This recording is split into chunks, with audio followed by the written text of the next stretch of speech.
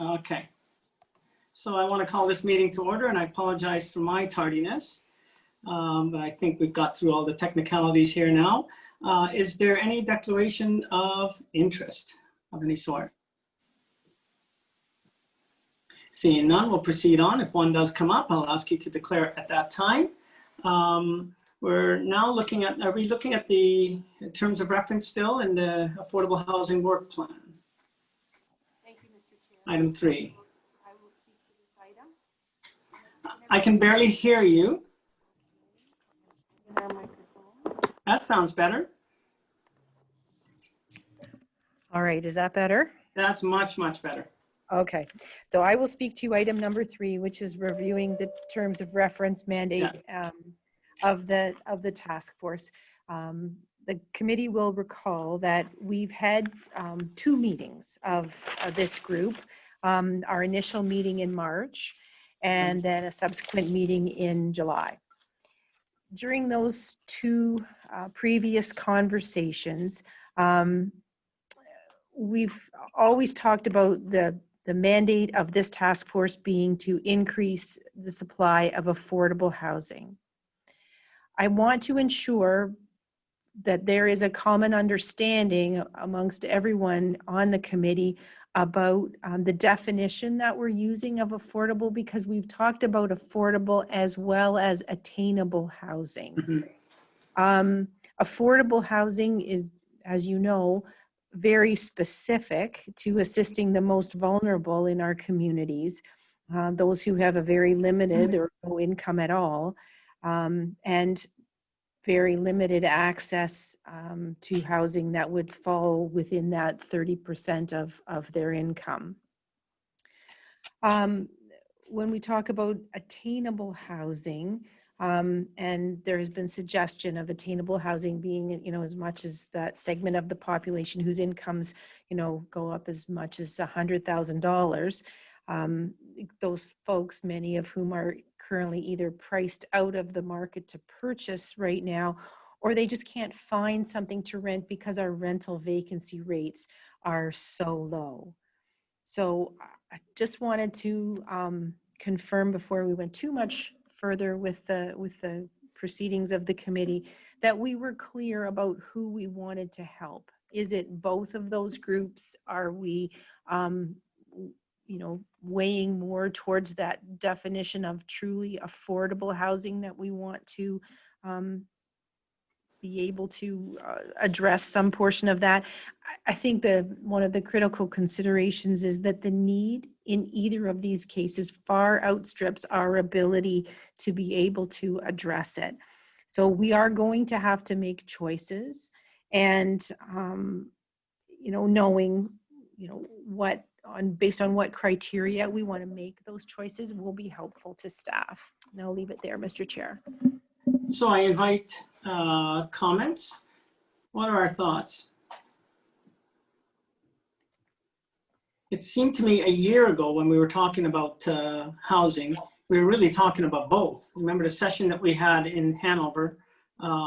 We were talking about, for example, in the town of the Blue Mountains, if we're talking housing, we're probably talking more attainable than we are affordable. If we're talking in maybe Owen Sound or Hanover, we're probably looking at maybe a mix of both, but definitely on the affordable side of things. Any other comments? Yes, Mr. Chair. Go ahead, Councillor Swever. Yes, I agree, and I think both there are needs in a broad spectrum of needs, and I think that's why we need to define clearly what we're doing. Certainly there's a huge need for affordable housing, and for the people that are most in need, and then there's a need for the attainable housing. And we'll be looking at statistics later in this meeting on what are market rents, and you can see that market rents, well, those are old numbers, but I've looked up some new numbers here for October 19, and certainly in some municipalities we don't have data for everywhere, but it's pushing $1,000 a month now. So that means that you're looking at a different demographic than those that are most in need. Now, although we like to look after everyone, we also have to decide what is the appetite at county council for paying for this. And that certainly attainable housing, you know, by giving some small concessions and managing it properly, can be self-sustaining over time. It'll need a capital infusion at the beginning in the form of a loan, but the rents will cover a large part of the cost. Whereas on the affordable side, it will need a continuous subsidy. So I think in defining what our mandate is, we need to go back to county council and say, what percentage of the tax base are you willing to devote to this? Because there's no sense us coming up with a great plan for affordable housing and then county council and saying we need $5 million a year. And they say, well, that's not going to happen, folks. And, then we've spent, maybe a year and a half, 2 years coming up with a great plan that doesn't get support. So I think early on in the process, and I see we do have that for first quarter of 2021 in the work plan, is, actually going and finding out what is doable at the county council level in terms of funding. And that will kind of tell us how many people we can serve and what demographic we can serve, because it's quite different, the amount of subsidy needed for affordable versus attainable. Right, and I see, Kim, you've got your hand up, but before I go to you, I go back to the terms of reference. And the terms of reference really speaks to affordable and does not really address the fact that we might want to look at attainable. Or is it the wish of this body that we are really here to address affordable? Kim? I think I wanted to raise the point, looking at the costs, I guess it depends how broad a net you want to cast. If there's not affordable housing, if you have a segment of the population that is not housed, that is living rough, that is looking for shelter beds and things like that, which we don't have a surplus of here, you're going to run into all of those enforcement costs, the mental health and addiction challenges that come along with that. And I think there's been a great body of research, and Anne-Marie can speak to this better than I can, about the principle of housing first. And if people don't have a safe place a secure place to call home, you're going to have a host of other issues, and you'll spend a lot of money addressing those issues. Councillor O'Leary. Thank you, Mr. Chair. Just to Councillor Weber's point, I'm not in the least bit worried about council having the appetite. Like, we have already sent, I can't remember the number, more than $1 million to Town of Blue Mountain, specifically for affordable housing. The council has already committed to that. I don't think there's anyone on council that didn't campaign on affordable housing. I think this is going to be a no-brainer regardless of what we do in terms of having the appetite to spend. And what say you, Councillor O'Leary, with respect to attainable housing? Well, my first thought is to look after affordable housing first. I mean, that's the most vulnerable, and if we can't do both, that's how I would lean. Okay. Warden McQueen, did you have your hand up? I think. Yeah, No? I can. Yeah, no, I can make a comment. Thank you, Mr. Chair, and thank you very much for the clarity. I know a while back, affordable, and then some people started calling it attainable because it wasn't quite the. I don't know if the word derogatory, but it was more when somebody was going to say affordable, then they sort of looked at what was sort of attached to it, and then it sort of got switched to attainable, which in my mind was sort of similar, but I guess obviously a little different.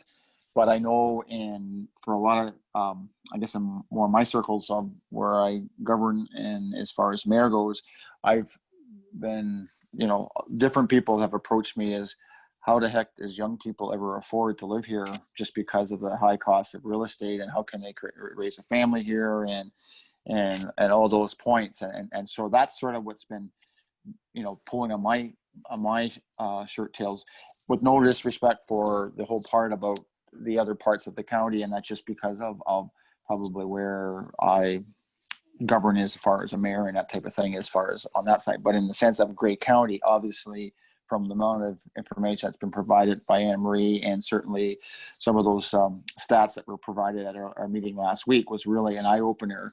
And, I think that, it's, I guess we have to take little bits and attack it. And then maybe we got to come back to attainable at another time, in the sense that that's where we need to go. And just, and I think that also maybe in the planning, and I know that's the big, we've always been talking about through our planning documents, is trying to incentivize or trying to create opportunities through our development to create those opportunities for rentals, or, for those first time, members of our society that are trying to, start off with a family and that type of thing. And maybe that's, as Councillor Leary says, maybe we have to fix one before we can fix the other, and sort of move forward. But I understand that, probably more so with the mayor of Blue Mountains and maybe part of Grey Highlands, where the high price of real estate has gone through the roof, it has really had a big effect on young people and trying to attain that first home, or even try to find a rental. It's been really tough in that sort of a region. So we may,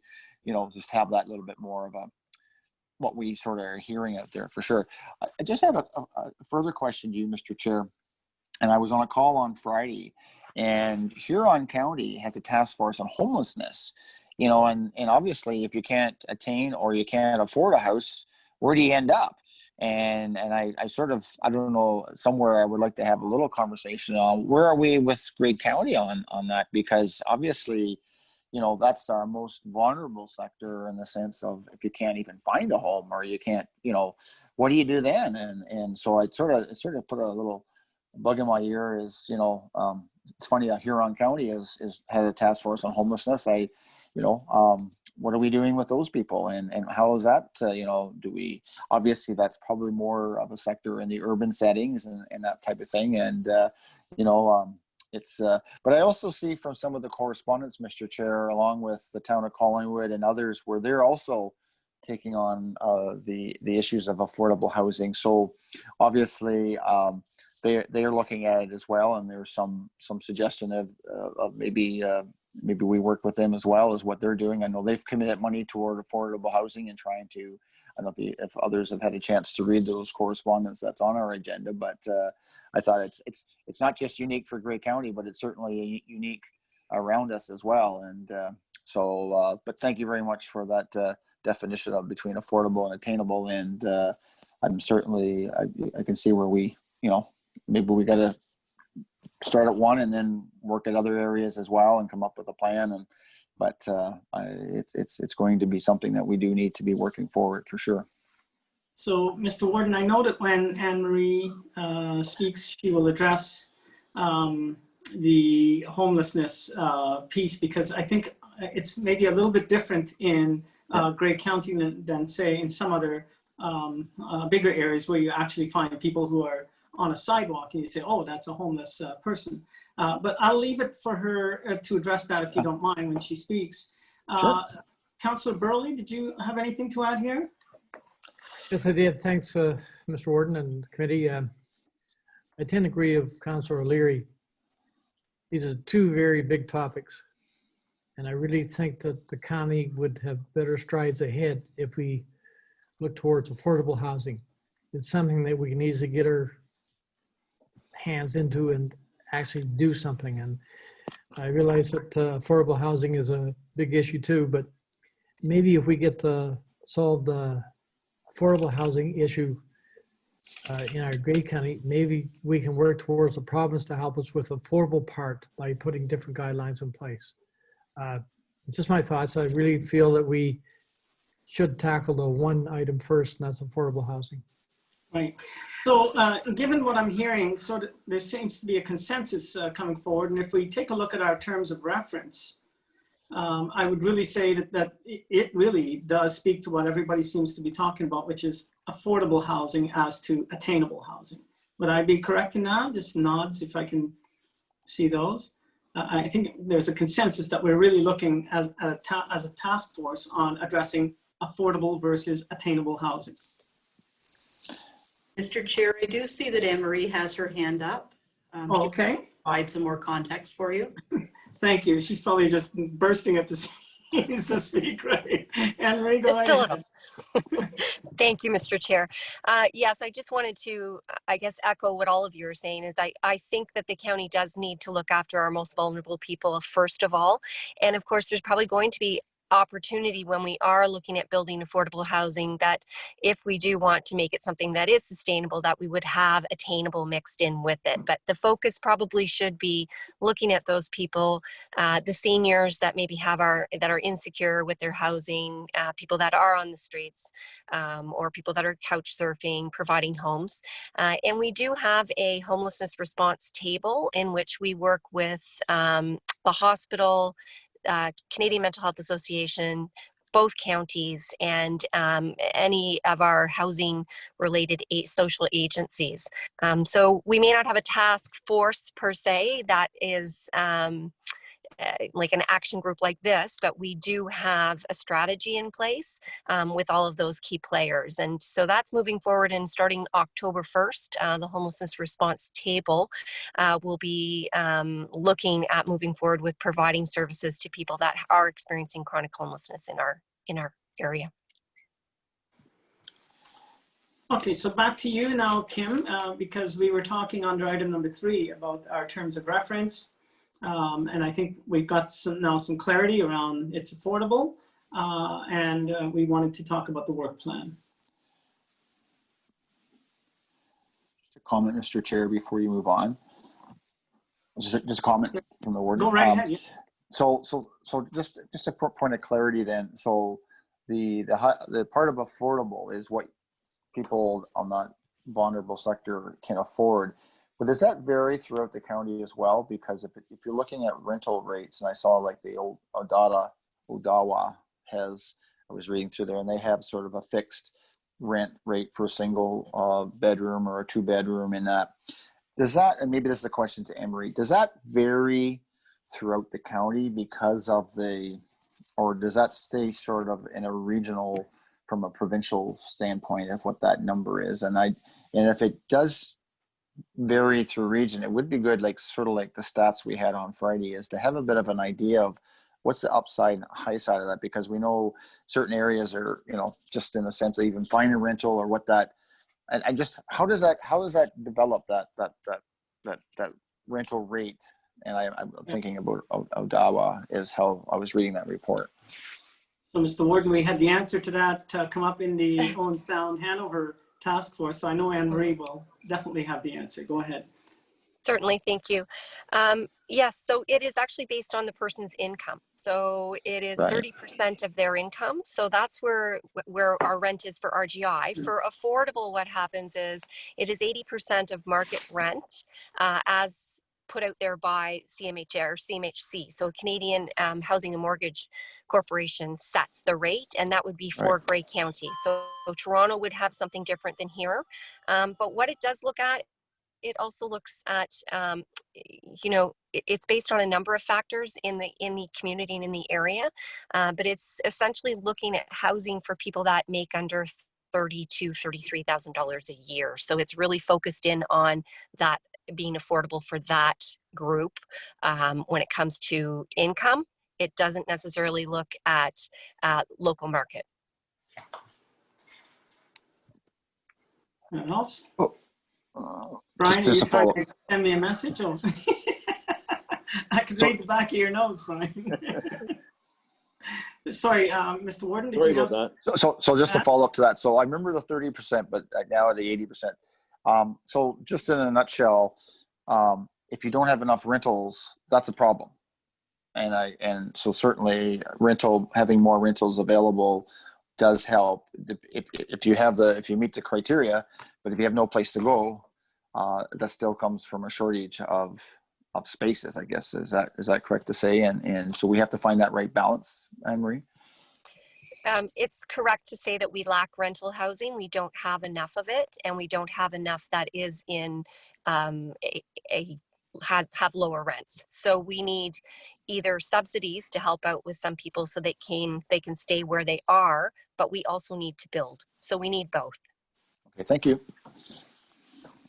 Okay, we back to you, Kim.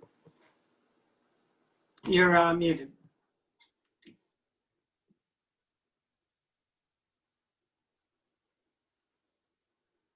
No, you're still muted. There you go. Thank you, Rob. I think Anne-Marie will speak to the work plan. Okay.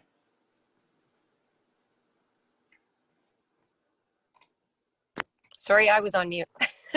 A lot of that going around. Yeah, so with the work plan, just moving forward, we are looking at meeting with the local planners and at a meeting coming up in October. And at that, we'll have a good opportunity then to speak to all of the municipalities and get an idea of what their sense is for the need for affordable housing. And we'll also work with them next step looking at land. I'm not sure, Randy, if you're got this on the agenda again, but having a look at what land might be available for us to get a land bank put together. We know that with incentives and with land, that we can work with private developers, with nonprofits, and look at some strategies to build affordable housing and make it as sustainable as possible. So that's sort of moving forward where we're at right now with the work plan, and continue to move on. The other one that we're looking at is a rent subsidy, and I'm going to have a report coming to council. There are some people on our wait list, probably we're estimating about 25%, that probably are okay where they are, so their housing might be appropriate for them, but they just cannot afford it. So is there a way that we can provide a rent subsidy to the landlord on a monthly basis in order for them to maintain that housing? So we're looking at some of those different strategies. So that's sort of where I'm at on the work plan as of now. Councilors, any comments about the work plan? Question, Mr. Chair. So when you're building, Anne-Marie, maybe similar to what the Blue Mountains with their attainable, they have three phases, not phases, but three. One's smaller, one's medium, and one's bigger. So for when you're doing affordable rentals, probably more units per space probably gives a little bit more of cost effective for the developer building. Is there sort of an ideal size? Like if you are if you're building a unit that's 10 versus the same footprint that's building 25 versus the same footprint that builds 100, obviously you're going to have economies of scale. Is there a certain ideal to incentivize, I guess, the developer in the sense, so that if we find land, then they sort of have to have enough land to be able to, I guess it's a density. I guess the word I'm looking at is density, to make it more cost effective for a person or a company to build. Is that fair enough to say? Yes, so definitely if you've got more units, then you can put in a mix of units too. So you could maybe have, a number of Offset. affordable units and Yes. then some market units to offset that. And it'll be different for each. I mean, we've done a build with the Trembles, and 11 and 4 worked for them. We've got the Ottawa Heights, in which it's 43 out of the 60 units are going to be affordable, and the remaining would be market. So it really is probably unique to that build, but it's something that you can crunch the numbers and see what that's going to look like. And the more money you can take off from at the onset, so for instance, not having land costs, not having development charges, that can be put back into making it more affordable. Right. And sometimes there is other funds that are needed also. So yes, it's an individual, but that's what you would do. You would look at what are your costs overall and how can we make this work. Okay, thank you. Go ahead, Randy. If I might, Mr. Chair, further to that, yeah, Emery's exactly right. If the more units we can put on a site, and that's where it's important to look at from a policy and a zoning perspective, making sure that in our communities that are fully serviced, that we're able to increase that density, because you get more bang obviously for your buck if you can put more units on and achieve also the overall goal. I think that council is wanting to achieve is providing more rental units out on the landscape. So I think looking at that from a policy and zoning perspective will be critical. And I know that a number of municipalities are already doing that and looking at, you know, reducing minimum unit sizes and things like that, and removing that from zoning bylaws so that it gets rid of those restrictions, so we can look at how many more units then can we fit into a parcel of land. And Anne-Marie said it depends. It'll depend on each build and the makeup of the actual parcel itself. But if we can do it on the policy and zoning side to make sure that those aren't being the restrictions for a higher density build, then that's maybe where we should be looking to turning our attention to anyways. Okay. Anything else on the work plan? We all happy there? Madam Clerk, do we need to do anything formal with respect to the terms of reference?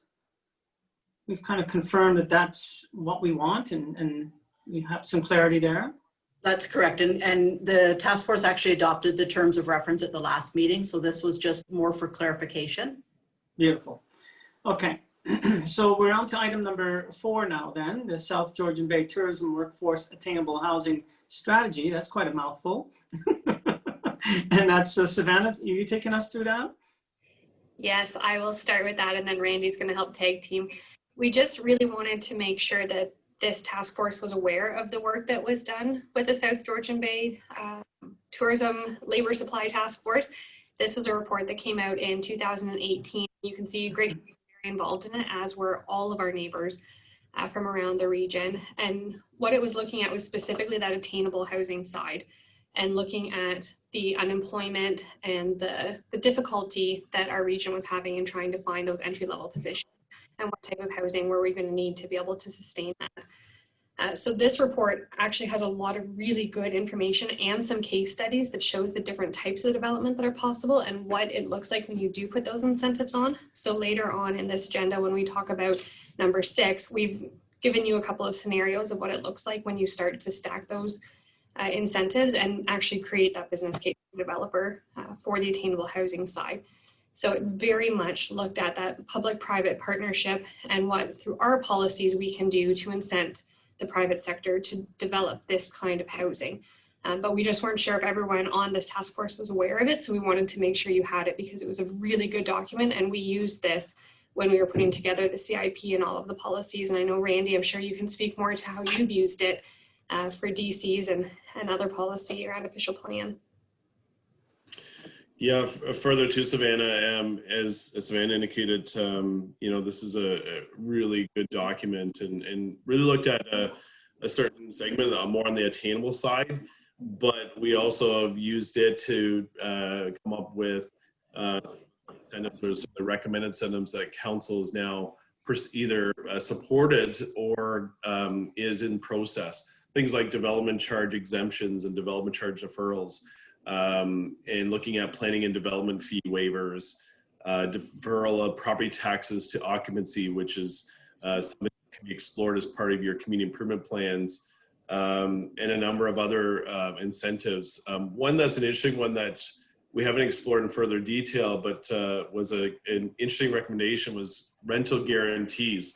This is where you're working with employers to, on a partnership basis, to guarantee that they will rent so many units within a particular build.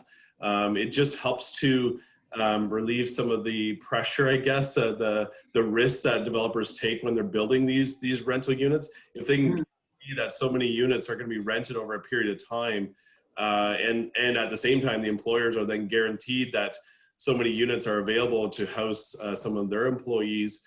It's a win-win situation there, and so this is something that we want to definitely explore further as part of our economic development work, and as part of our work with our working groups and others. So, but yeah, some of the incentives definitely we've borrowed, so to speak, from this study. to move forward with looking at how we can encourage more rental builds throughout Grey County.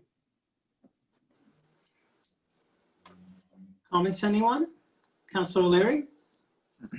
Mr. Chair, just a question for Kim. Have we ruled out eliminating the developer and just having our own? I don't think that really eliminated anything at this point.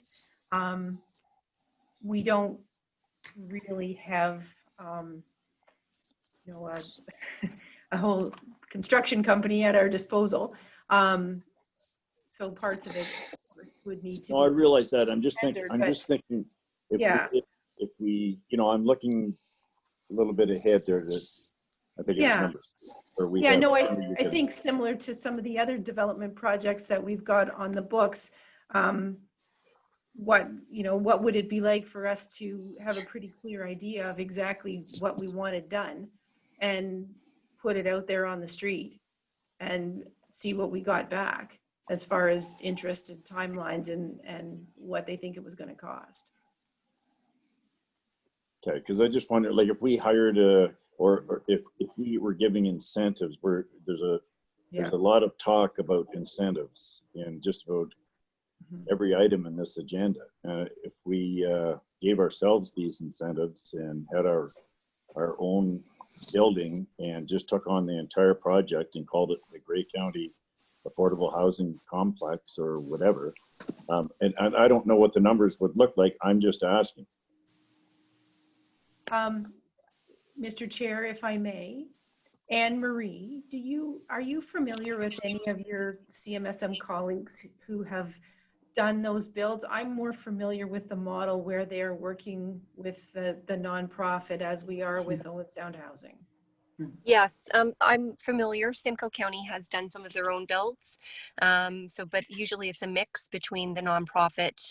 What is happening now that mortgages are finally ending on a lot of the buildings and whatnot, they are looking at opportunities. If we have a smaller building and you have a larger lot, then often they will increase their own. So they'll do their own build on land that's already owned. Unfortunately for us, we don't have a lot of that. But one of the things that is in the work plan is to look at some of those opportunities. For instance, if we have a 2-story and maybe we want to make it a 3 or a 4-story, like there are options. But definitely Simcoe County has done some of their own developments. And Councillor Burley is going to build them all for us. No. Other comments? Mr. Chair? Yes. Oh, go ahead. Go ahead, Larkin, go ahead. Yeah, so what the Blue Mountain Sustainable Housing Corporation is doing is somewhat similar to what Councillor Leary is suggesting. It's not a good idea to do it in the corporate structure of the county, because all governments are inefficient. So what we have is the Attainable Housing Corporation, much like the Whistler model, where it's a design build and turned over to. So we are hiring a builder to build it for us. We're not running a construction company because that's not our expertise. And so there may be an opportunity, and as things evolve, to partner with a developer, especially if you're going to allow a mixed use, because obviously they want to fast track the planning process. They like the exemptions. So if they build a portion that is market, that makes it attractive for them. And then maybe you turn over some of the units to a housing corporation that does manage them for the county. That's really the way we're looking at it from the Attainable Housing Corporation. You could do the same with affordable. You just have to recognize with the affordable that you're going to be providing ongoing subsidies for this. But the model works. It's, you just have to have that structure so that you do. I think it's important that you do end up owning it, though.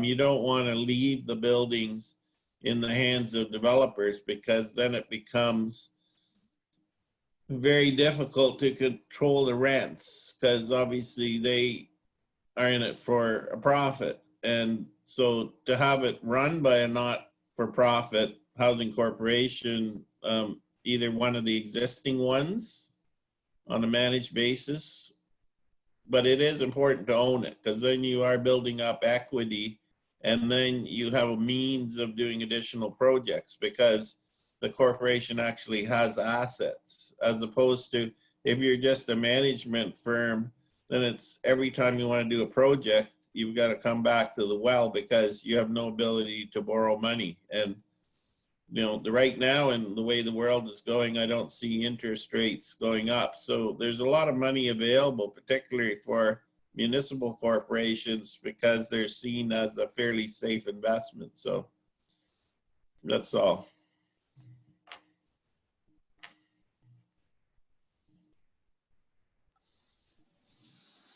You're on mute, Mr. Chair. I'm sorry, I muted myself. So what I'm hearing is a bit of a debate between two philosophies. One where we are offering incentives to existing developers, and another one where we're sort of saying, here's what we want, and we are putting out, essentially putting out for bid, but it's more controlled by us. Councillor Soever, I hear you saying that it's difficult if it's in the hands of the developer to control rents, but we could also possibly control rents by contract. You know, if we had it developed that way. That's true. The thing is that in that manner, there are no assets in the county, and therefore you're always at the mercy of the developer. I mean, it's gonna be, if they own the asset, are we going to tell them that they can't sell it? In which case it will be like us owning it, and I doubt that you'd get much interest, because most rental companies, there's two components. There's the operating income, which is modest, but then there's a real upside on the real estate speculation. In terms of, if you would have built, say, an apartment building or development here in the town of Blue Mountains or anywhere 30 years ago, that land now, it's being ready to be redeveloped, but it's worth a huge amount of money. So just owning the asset is what the developer wants, but he's also got to have an exit strategy. So, and you end up, as the county, just putting more and more money in, whereas if you have the Whistler model has become sustainable for Whistler, in that their rents and you know, they have assets. So if they need more buildings, they can borrow against their existing asset pool and go to the, you know, conventional banks and borrow money and build new buildings and grow that way. Whereas you don't have that unless you're going back to the county again and the taxpayer if you are, you know, not the owner. So Councillor Soever, I hear you leaning towards the side of, you would want us to own it. You would want us to have what it is that we want, and then put it out for bid. And Yes. somebody else would build it, and we would then own it. Yes. I hear you. Any other thoughts? Councillor Burley? I really like that idea. I really feel that the corporation the size of Grey County, it'd be really important if we were to hire a management company to look after our interest. They would be the contractor, we'd be the managers. We'd tell them what we want them to build at X number of costs. We have all full control over everything, and give them a certain percentage for doing that for us. And I really think if we put something like that out to the general public out there, you're going to get a lot of developers that would jump on that and want to come back. And that would, if I had full control, that's the way I would go in a heartbeat. Okay, Councillor McQueen, or Warden McQueen, sorry. That's okay. I like the idea of building on your asset. So if you own it and then you build on that, then you can borrow against that to, it's like going through life. You build on your equity and it's whether it's an arm's length corporation or however you set it up. But I think there is the issue around private ownership where it becomes profit driven versus providing that service to the public. So you certainly have to find that balance, but certainly if the model's out there, it's something I would definitely think it's worth looking at. And certainly by owning an asset and investing in an asset, it's still your asset. So I guess at a certain time, if the county decided it didn't want to be in that business, I guess you could always sell that asset too, right? So, but I think it's by controlling that, it certainly gives you the ability to, I think as our terms are referenced, what's our mandate here is to be able to provide affordable housing. Well, if you can, drive down the costs and keep that, other than the managing side, if you get somebody, who can, or whether it's an arm's length corporation or whatever, you got to be careful on the cost of continuing to look after that. But yeah, I'm sure others are doing it. We just need to look at how it's being done, maybe. Yeah, that's a good point, Mr. Warden. I'm looking more to Anne Marie and Randy and Savannah and I guess Kim. These answers must be out there. There are people who would probably be able to readily tell us, here's the the advantages and disadvantages of this debate that we're having. Yeah, sorry. Go ahead, Randy. There's definitely models out there. There's cons to, I think, both models, so to speak. I know, the county itself have done both, right? The Durham build in Durham was partnering with a private developer, offering up land and other incentives in order to make those units happen, entering into an agreement with that developer, though, over a 20-year period to make sure that those rents are guaranteed. So that's one option, one model. And then the other model that Council Swever is indicating, where the Blue Mountains is looking at, is you're partnering with a developer to build it. But in this case, the Blue Mountains Attainable Housing Corporation owns that asset at the end of the day. You partner with them to, someone to manage that asset for you, because there's obviously costs associated with managing those units going forward. And then depending on, where that goes, then the pros are to that you do have that asset. And if it's gaining value and equity over time, then you can reinvest that to fund a future build. So there's multiple, I guess, options and models out there. Both, I think, you can assess them, both have disadvantages and advantages. It's something that if this Attainable Housing Task Force wants us to look at further, we're happy to take a look at that, and just explore even the models that are happening here in Grey County, as well as elsewhere, like Councillor Swever indicated, the Whistler model.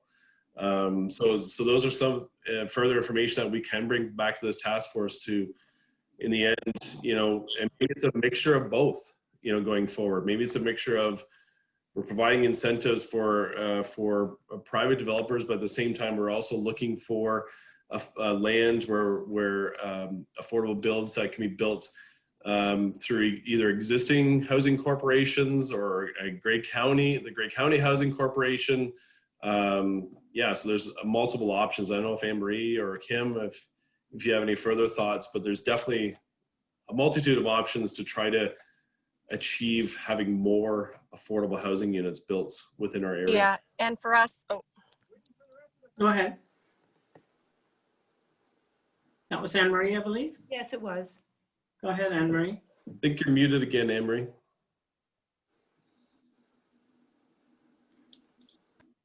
hi there, I'm back on.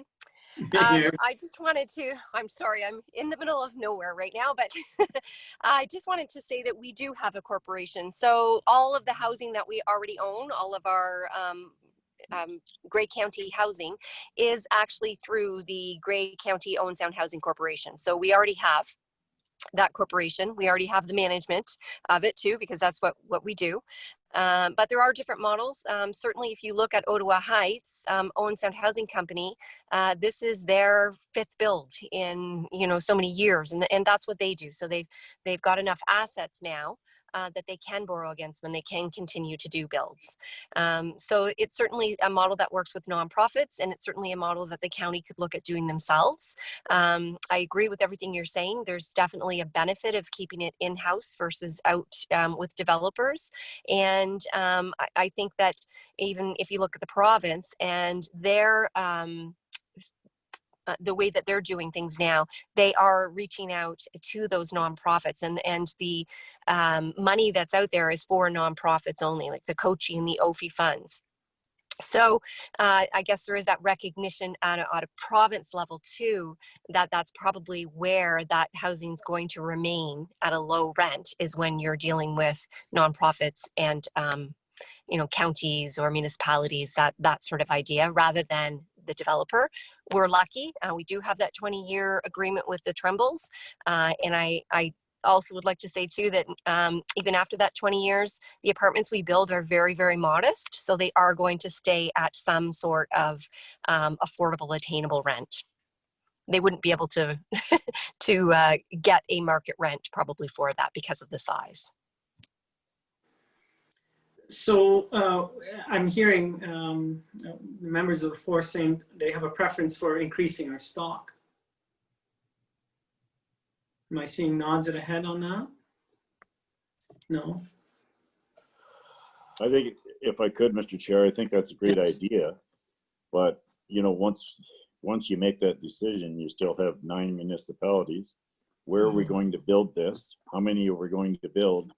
And, if we put one in Owen Sound and one in Meaford, what are we doing for Blue Mountains and what are we doing for Grey Highlands in terms of financial help, or how we're going to move that along? Because I think we all have our own stories in terms of affordable housing. Kim?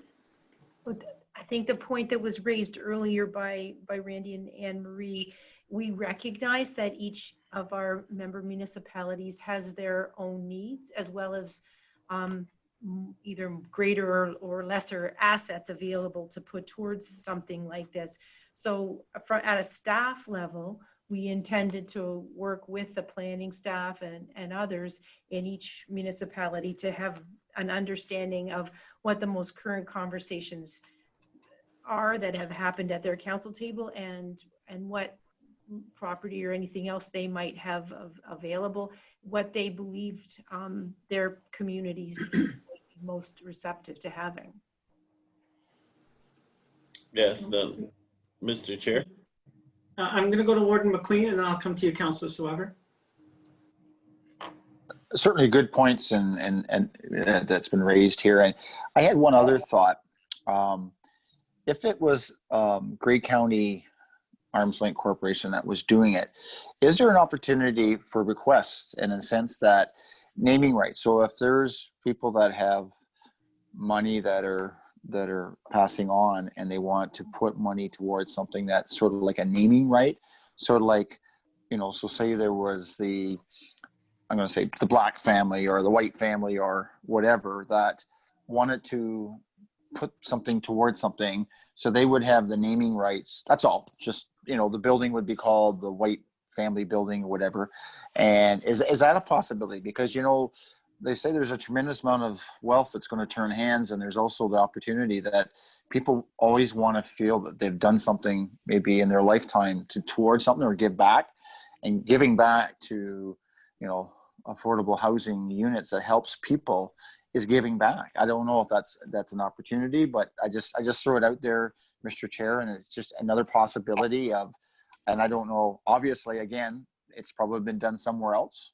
And I just think that we want to keep all options on the floor, and as far as what there's my clock, Councilor O'Leary is saying, is he brings a good point, but certainly when it comes to, and maybe you can clarify that, is if there's areas of heavier or more need, those people are probably going to be wherever the facilities are to a certain degree. And I don't have that answer, but I would think that wherever it's built, there's probably need everywhere.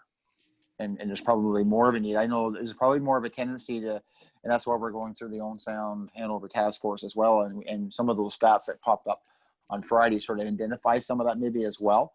But certainly, I think our mandate is trying to start to address the need, and certainly we'll work through those details. And I think if land and certain circumstances that come about, we're going to have to work through that. But I think we have to look at all ideas and options on the table to move forward. And I think I think there's a lot out there, and I think somebody else has written that rule book that we just need to look at, where we can find that information, how to move forward, Mr. Chair.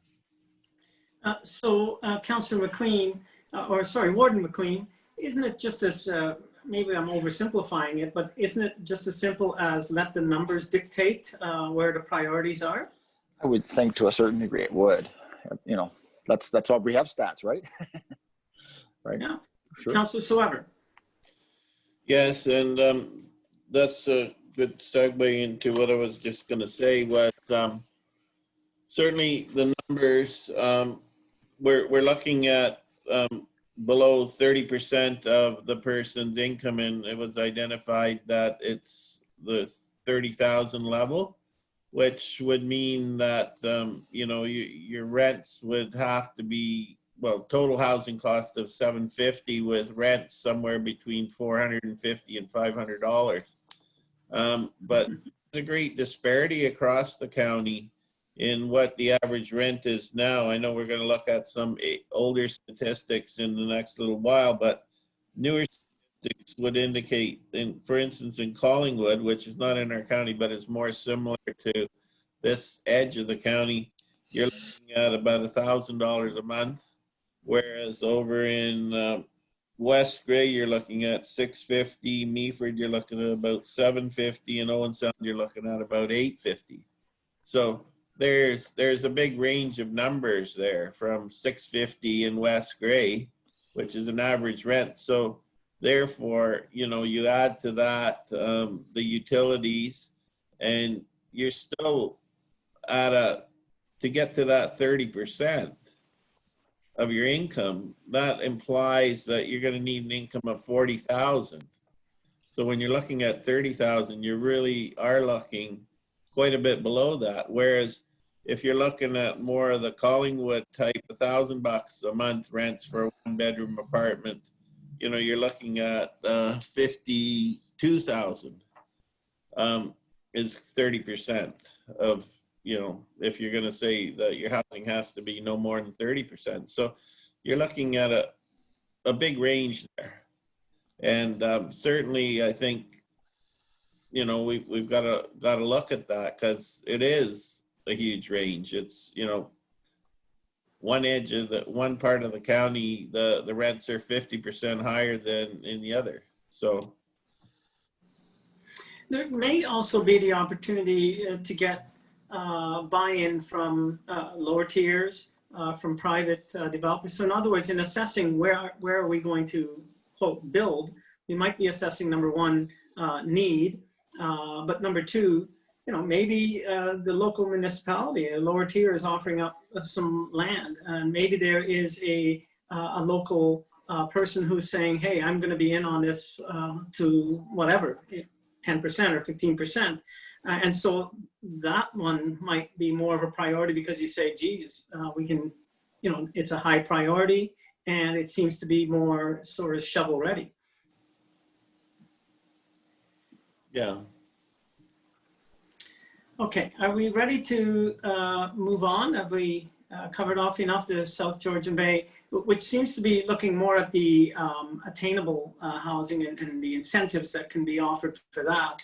So I'm getting the sense that attainable housing is more incentive, and I'm hearing from the group that affordable housing is what we want to prioritize, and that's more on the ownership side, right? We're looking to have it controlled by us. I see some nods. Can I move on to item number 5, the municipal data sets? I think, Mr. Chair, it really shows that there's a lot of similarities between attainable and affordable, and it just depends who the author or the reader are and how you interpretate those things, because it does have some interpretations in this report that sort of talks about that, and then it sort of separates it out. And it's a big item that we're tackling here, and we're up for the challenge, that's for sure, and it's good stuff that we're doing. So we'll move on. So Randy, we'll turn to you next for the statistical data. Okay. Thank you, Chair Hicks. So this is some additional data that we presented at the last task force meeting. And based on that discussion, the task force recommended that we look at some further comparisons be made with Simcoe County, as some of the municipalities adjacent to Simcoe, such as the Blue Mountains and Grey Highlands, may show a better comparison with what is happening in Simcoe versus, say, comparing with, say, what's happening in Bruce County or the remainder of the province. So based on that, the task force also asked if there was data available for each of the local municipalities in Grey County to try to get a better sense of the various housing needs within each local municipality. Based on the task force recommendation, additional information has been gathered, and we're still gathering information as we speak. Councillor Silver just pointed out some further information that we can pull out from CMHC, looking at specifically some Collingwood specific data. So we can look into that for sure. So this first link on the agenda shows some of the new slides that have been generated. And the second link on the agenda basically combines the new slides with the previous slides presented to the task force all under one document. So I'll just go through and highlight some of the new slides that have been generated by Brad Noble, our planning data analysis coordinator. So this first slide basically shows the average market rent, and the previous data presented to the task force provided a comparison compared to Grey County, the province, and Bruce County. And so this here shows you a comparison between Grey and Simcoe. And as you can see, the increase to average market rent has gone up in Grey County, as well as Simcoe County over the past few years, which is consistent with the province and Bruce County as well. For Simcoe County, the average market rent has increased at a higher rate compared to Grey County. So for the Blue Mountains and parts of Grey Highlands that are close to Simcoe County, the increase in average market rate is likely more consistent with the rates in Simcoe County, i.e. they are increasing at a higher rate than other parts of Grey County. We know that the average market rent has continued to increase past 2017. Councillor Swever indicated some information that he described based on Collingwood stats that CMHC provides up to October 2019. And so we know the average market rent has continued to increase, even outside of these numbers that are shown here on the slide. Next slide shows the average and medium dwelling value. Again, it's from 2013 to 2017 and compares this to Simcoe County. So similar to what was presented in comparison to Bruce County at the last meeting. Again, the trend that the average and median dwelling values have continued to increase over that time frame. And again, if we had data beyond 2017, it would show this trend continuing to increase.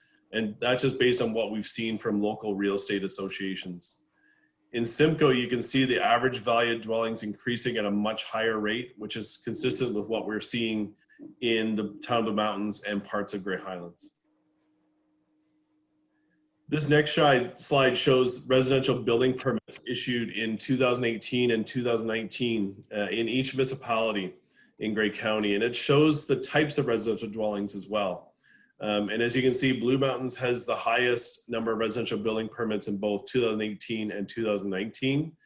And you can also see the trend of more multi-unit residential dwellings being built, with more apartment condos and row houses showing up in the data, especially in the 2019 graph on the right-hand side. Owen Sound is showing the highest number of apartment condo permits being issued in 2019. And this is a good stat to see, as there's, as we've talked about, a need for more rental apartments throughout the county. And we're starting to see that trend already happening in the marketplace, which is fantastic news.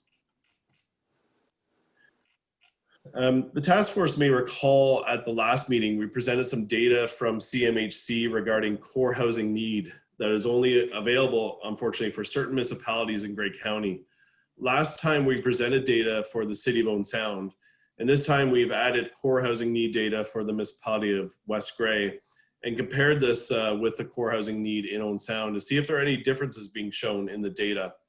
So as a refresher, CMHC defines core housing need as households falling below at least one of the adequacy, affordability, or suitability standards, and it would have to spend 30% or more of its total before tax income to pay for the housing. So again, that's consistent with what we've been talking about earlier, is that 30% or less being in hopefully that affordable range for folks.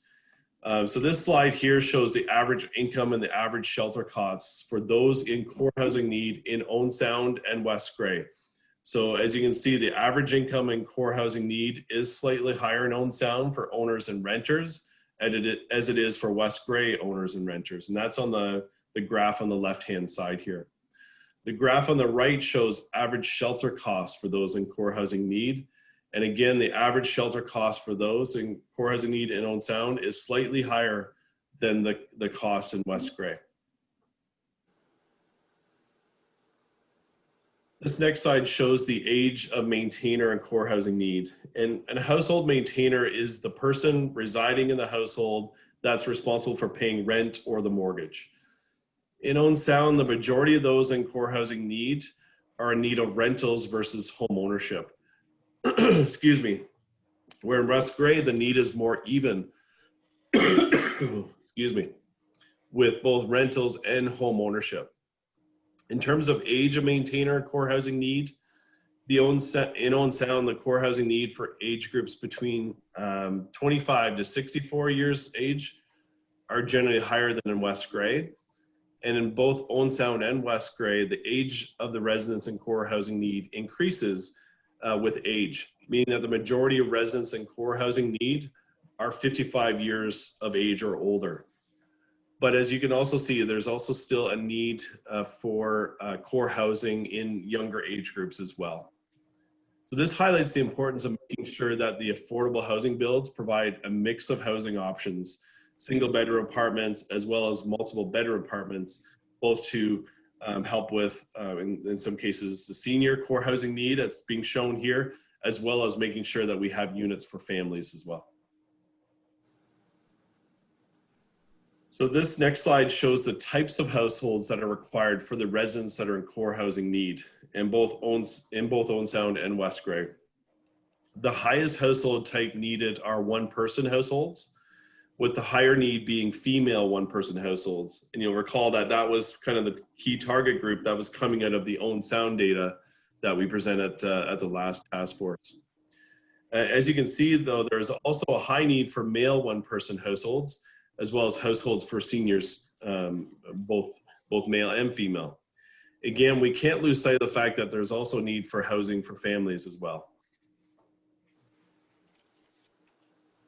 This next slide shows the activity limitations of residents that are in core housing need. And as you can see, approximately 1,400 households in Owen Sound that are in core housing need have at least one person with activity limitations, and 260 households in West Grey. And this points to the importance of providing accessible affordable housing in order to meet the needs of residents with activity limitations. We anticipate that this need will increase as the average age of our overall population continues to age over the next 20+ years. This next slide shows the number of households that have seniors present in core housing need. So in Owen Sound, there are over 650 households in core housing need with at least one person over the age of 65. And in West Grey, approximately 100 households. For households in core housing need that have residents under the age of 65, Owen Sound has 1,200 households and West Grey just under 250. This next slide shows the number of households that have at least one minor residing in the household that is in core housing need. So a minor being someone under the age of 18. In Owen Sound, there are just over 300 households in core housing need that have at least one minor residing in the household, and approximately 40 households in West Grey. This is the housing wait list for Grey County Housing. And this also identifies the type of housing that's required as per the wait list. The numbers are slightly skewed as some people put their name on the list for multiple communities. But what you can see here is that the majority of the people on the wait list have requested to live in Owen Sound and Hanover, and Hanover's being the next highest, with Meaford and Durham shortly, following. Half of the housing that's being requested is for singles, and then the other half is an equal percentage between family and seniors. And again, we may see the senior housing waitlist continue to increase as our population continues to increase in age. Randy, please help me again with the term core housing need. Yeah, the core housing need it's defined by Canadian Mortgage and Housing Corporation. These are households that fall below at least one of the adequacy, affordability, or suitability standards, and would have to spend 30% or more of its total before tax income to pay for the housing. Thank you. Combination of things, but it's essentially ties back to that spending 30% or more. Yeah. So Mr. Chair, just before Rennie goes ahead, Go ahead. does this go back to what Councillor O'Leary was sort of saying, where would we build it? But you can see where more demand is in your two larger centers, correct? Yeah, based on a lot of the information that we've seen, it definitely points to there's still a high wait list and high demand, no doubt in Owen Sound and Hanover. And this is more again on the affordable side. And as you can see, Meaford and Durham are also on that list. It's very comparable to Hanover. But yeah, you're correct, Mr. Warden. The Owen Sound is definitely the highest in terms of need based on the wait list. But looking at some of the other data and information, no doubt the need is across the board. It just, the need varies, across the county for sure. So just through you, Mr. Chair, is there a way to take that particular stat and break it down even further? Because, that sort of goes back just a sense of where we need to start to look at sort of addressing this. And obviously there's more in those numbers than just in single family and seniors, but I just wondered if at a certain time we could break into that a little bit more, break that down. Thank you, Mr. Chair. Yeah, Randy? and if I could, Mr. Chair, that's part of the next steps is to, Anne-Marie mentioned that we're meeting with local municipal planners to look at some of this data and information, as well as look at that, the land mapping. I don't know if you remember the publicly owned land that are either owned by the province or the county and the municipalities, to see if any of those properties would be suitable for a potential build. And then look at this data, exploring the need for housing within each local municipality. And then we're hoping then from that, we bring back further information to this task force that would present the results of some of those discussions with local municipal planners. So we're meeting with them in mid-October. So we hope to have some further results following that meeting. Councillor Burley, I see your hand. I'm coming next to you. But it just strikes me because I sit on the SWIFT board. And it's interesting because they have developed at SWIFT a bit of an algorithm around where are we going to put, where is the need and how much money do we have and how do we, work with these limited dollars and get the projects in the right places where the need is greatest, or in accordance with criteria that we develop. So one area might say, we want to get as many houses as possible, and other areas might say we want to get to those really hard to reach places. And of course, you're not going to reach many of them. They're separated quite apart. But we might be able to learn from a place like SWIFT how we develop this, I guess, algorithm. I'm not using the right word perhaps, but how we develop this process for deciding, looking at the data and saying, here's the need and here's the money and here's where the priorities ought to be. Councillor Burley. Thank you, Mr. Chair. Those figures could be completely different. We're basing it on the needs like Owen Sound and Hanover and so on. But if the option was that, for instance, Georgian Bay or Meaford or Chatsworth had the availability of more affordable housing, would that not just swing those numbers right completely around? Randy? Sorry, could you repeat that, Councillor Burley? I'm just thinking, like, say, for instance, say Georgian Bus built a multi-complex affordable housing. And the need for Moan Sound would kind of shift and go, they would sort of go towards where the beehive is, in other words, Georgian Bus, if they had that building. I'm not just saying Georgian Bus, I'm saying any lower tier.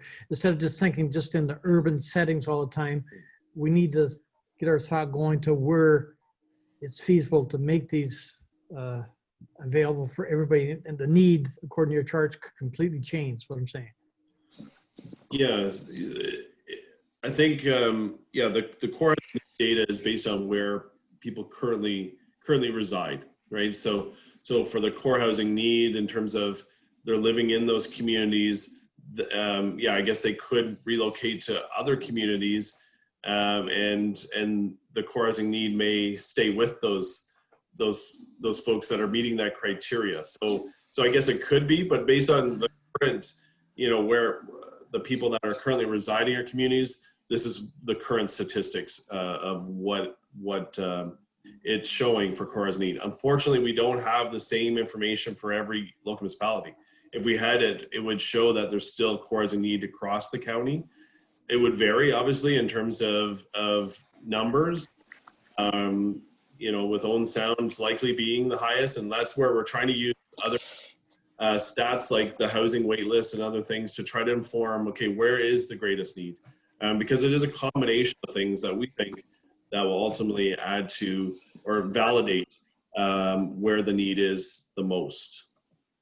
Councillor Soever, I'm coming to you next, but just before I get to you, Councillor Burley, I guess we might look at the long-term care experience for sort of addressing your point. So if we build a brand new facility in Durham, what does that do to the wait list for the other places? Because maybe now Durham is the more desirable place because people would perceive that the beds are newer, they're more modern, maybe more comfortable.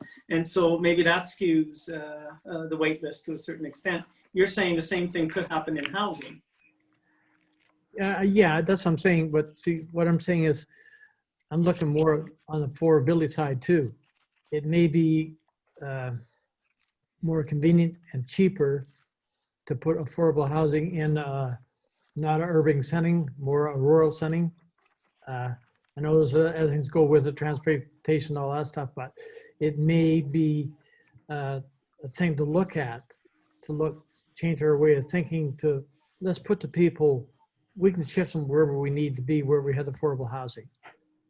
That's all. Yeah, but it's probably a little bit more complicated than that. And I know, Councillor Soever, you're waiting patiently. But I think part of why we see the stats playing out the way they do is that people want to be sort of in those primary settlement areas where there are other types of services, doctors, and perhaps I don't have to walk to work. And, so those may be driving those numbers to a certain extent. Councillor Soever, you're next. Yes, and when we look at core housing needs and looking at the 30% model, given that if you have a rent of about $1,000 a month and then you have your utilities and everything, then what you're really defining is that anybody who doesn't have a job that provides with a gross income of $52,000 a year is in need if they can't find a place under $1,000 a month. So then you have the people that are already living here, but then as pointed out by that South Georgian Bay housing survey, which was done, there are so many jobs that are unfilled currently because people can't afford to live here. So the question is, you've got the people in terms of what is the total need in a community. You have the need of the people that are already living here, and then you have the need of all the businesses that can't find people, and that would include the new long-term care facility, because when you're looking at if rents are 1,000 because there is no housing below that rent level, then you're really having to say, okay, you either got to pay the long-term care worker more than $52,000 a year, which would be great. I would prefer that, but since that doesn't happen all the time, for the janitorial staff, the kitchen staff, whatever, you've got the unfilled need of the people that you actually need to provide you with your services that might work in your supermarkets, your doctor's offices, but they're not here. And we've seen that here, especially with COVID, where the supermarket couldn't have stayed open with people unless the Rotary stepped up and started cleaning the carts and helping out with food deliveries and everything else, so that the limited staff that they had couldn't, deal with the increased demand and procedures that had to be put in place. So, there's not only the need of the people that live here, but the people that we need to live here but aren't living here yet. Okay, Randy, should we turn back to you? Are you finished with this data set? And did you want to turn to the updated housing? I am, yep. And if there's no more questions specifically at this time with respect to that, there was a presentation that we'd hoped to link to the agenda, but we missed adding it. And so I apologize for that. And this is a data that was presented to the Hanover and Owen Sound Task Force. Sorry, they're starting to blend together in my mind. Yeah. Mine too. Yeah.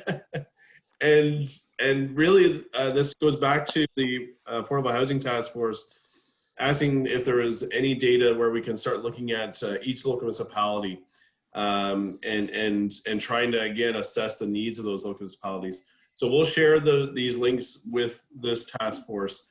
I thought while we're here as a group, if you don't mind, I might take just a few minutes just to highlight some key ones out of that particular slide deck. So just share my screen. So this is what we're calling the combined municipal profiles, and I'll share another link, and we're not going to go through that today, but we've also broken it out into individual municipalities, showing demographic information, housing information specifically for each of the 9 municipalities. This particular slide deck compares each municipality and looks at demographic data and housing data for each of the 9 municipalities. So I'll just quickly go through this. This is the first slide. I'll try to highlight some of these trends in some of the slides, so I won't spend any time on that. And again, hopefully you can go through this once we share this presentation with everyone. Okay. Slide shows population and households. This shows permanent population and households as projected by Environics data for each local municipality to what they think it is currently today. So Owen Sound, as you can see, has the highest permanent population as well as the highest permanent households, being twice as much as the second highest municipality. This is the age of household maintainer. And again, the household maintainer being the person that pays the mortgage or the rent. It shows it by percent of the overall permanent population. And then there are younger residents residing in Owen Sound and Hanover generally, and people within the 45 to 74 year age range are living in higher percentages than other municipalities like Blue Mountains, Southgate, and Georgian Bluffs. I'm going to skip through some of these slides just to, for time perspective, and just touch on the key housing ones. So this is households with children at home. And as you can see, this shows the overall percentage of households that have children residing in the household. And as you can see here, Southgate has the highest percent of households with children at home, being just 4%. And the Blue Mountains has the lowest at just over 25%. This next slide shows age of children at home. And this shows the age of children at home and breaks it down by the percentage of household population by age groups of children. So you can see here again just how you can see the percentage of people in different age groups based on children living at home. This particular slide shows the household size for each local municipality in Grey County. And out of this, Owen Sound and Hanover has the largest portion of one-person households, being 37% and 34% respectively, while Southgate has the largest portion of 5+ person households, which is just over 12%. This is housing tenure. So this is in terms of percent of households that own versus rent. And Owen Sound and Hanover has the highest portion of renters in Grey County at 43 and 39% respectively, and therefore the lowest percent of households that are owned compared to other municipalities. Georgian Bluffs has the lowest portion of renters at 8% and the highest portion of home ownership, which is at 92%. This shows housing type by either family households and non-family households. And Hanover and Owen Sound has the lowest total family households on a percent of household basis compared to others. And Georgian Bluffs, Chatsworth, and Southgate have a higher overall percentage of family households. This slide shows further detail regarding family households and non-family households. And Hanover and Owen Sound has the highest percent of one-person households, as I mentioned. And it's about even for 2 or more person households and multifamily households across the board. This shows the age of housing construction. So this shows that Owen Sound has the oldest housing stock with 40% of all homes constructed before 1961. And then Owen Sound, Hanover, and Georgian Bluffs have the highest percent of housing stock built between 1961 and 1980. And then between 2001 to 2016, the town of Blue Mountains had the highest percent of households constructed in this period compared to others. And then after 2016, it's showing Georgian Bluffs and Meaford are showing a higher percent of households constructed compared to others. We know that from building permit activity, as I showed in the previous presentation, that the building activity has been fairly strong throughout most of Grey County. And we know that there's obviously a lot of housing that's being built in Blue Mountains, Owen Sound, and Meaford, that last one was showing. This is households by dwelling type. And in Hanover and Owen Sound, the lowest percent of housing stock are single attached houses as houses compared to others, and the highest apartment percent household totals in comparison to others. This breaks it down further by the types of houses and apartments, with again Owen Sound and Hanover having a lower percent of their housing types being single attached homes, but a higher percent housing type when it comes to row housing, semis, and apartments. This slide here shows the average household income for each local municipality. You can see the town of Blue Mountains is just under 144,000 average income, and the lowest in Owen Sound and Hanover around 77,000.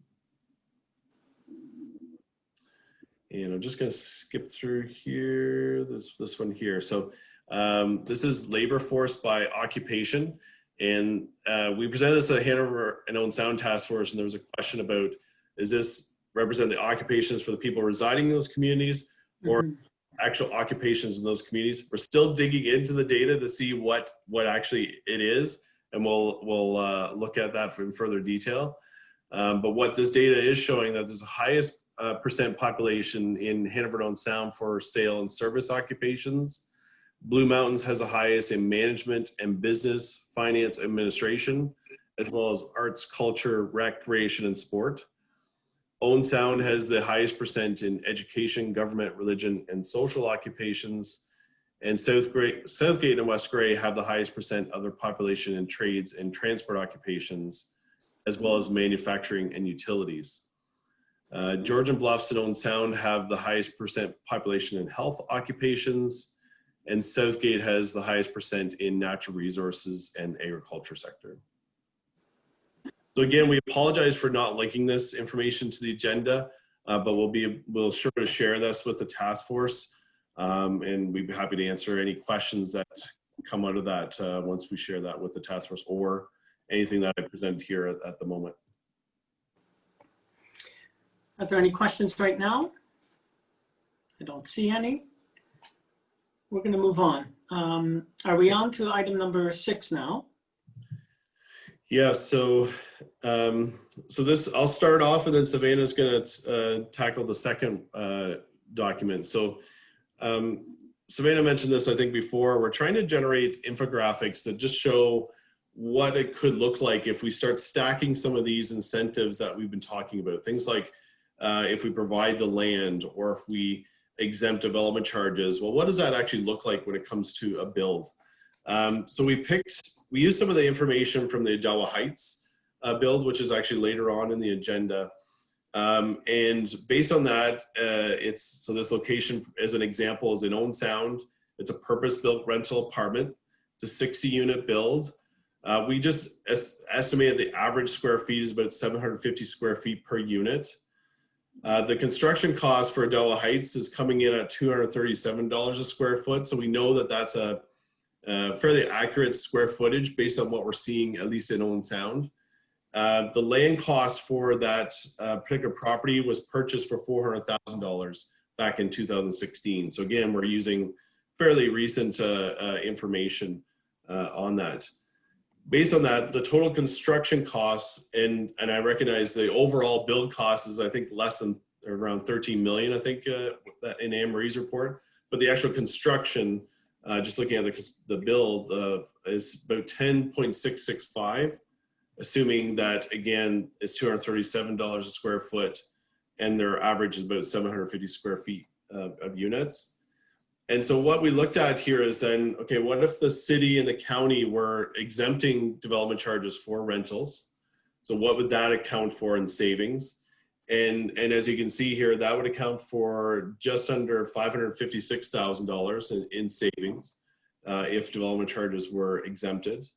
The land, if the land were available and say donated or provided for this build, again, in this case, it was $400,000.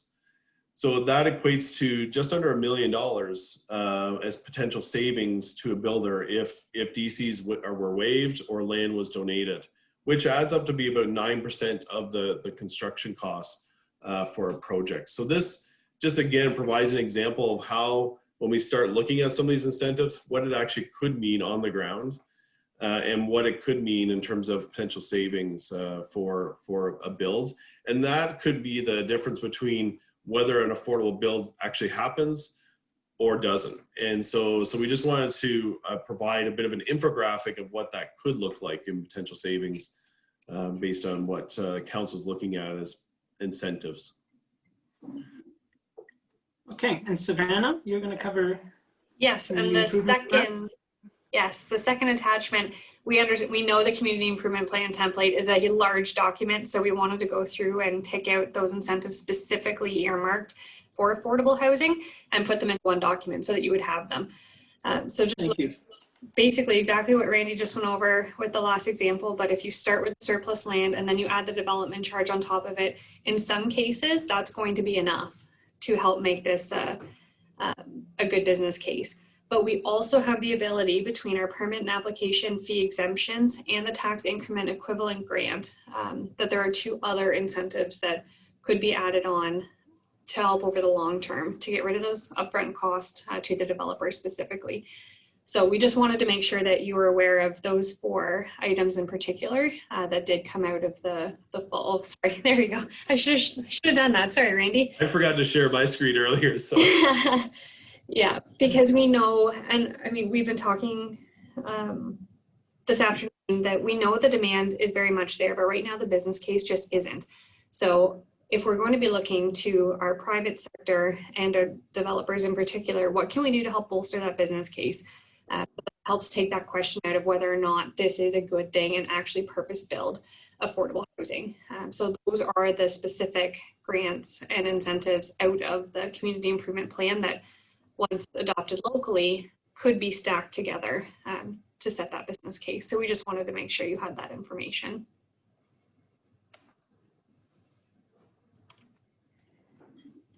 I needed to unmute. Councillors, were there any questions coming from those 2 sheets before us?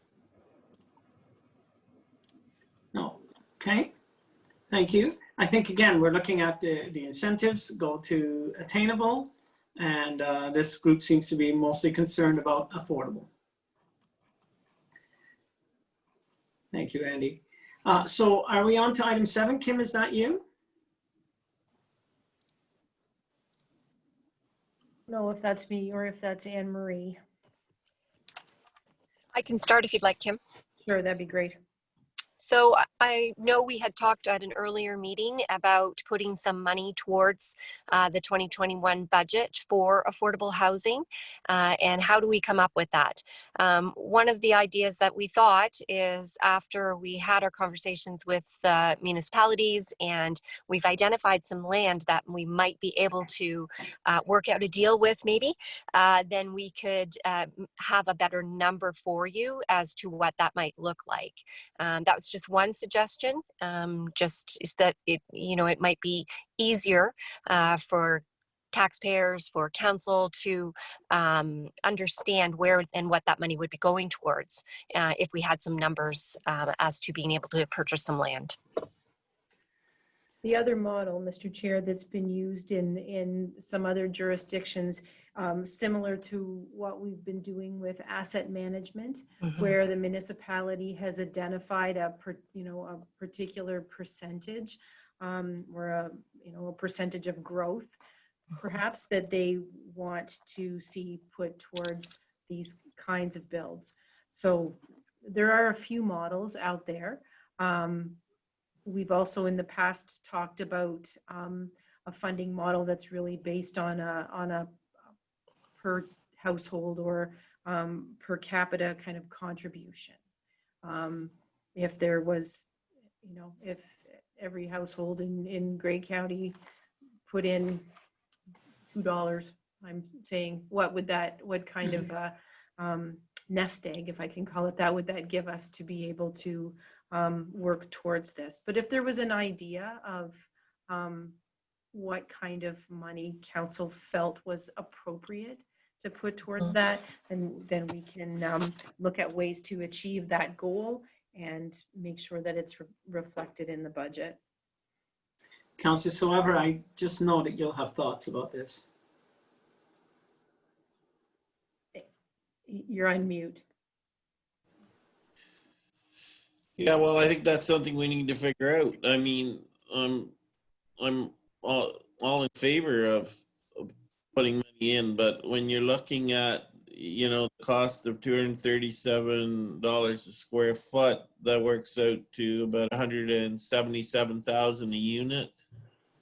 Interest on that 2.5% is $370 a month. To pay off the principal over 25 years, it's another $600 a month almost. So the total of that, well, I just didn't have that total yet, equals this plus that. That's about $962 a month is what it would cost to pay that off over 25 years. Not to mention the operating. So if the rent just covered the capital, that'd be $962. If we're targeting somebody with an income of $30,000, they can afford about half of that, maybe. So the county will have to subsidize that unit to the tune of about $500 a month for just to pay off the capital. And that's something you just did quickly, but it's in that order of magnitude. So that's $500 a month Per unit.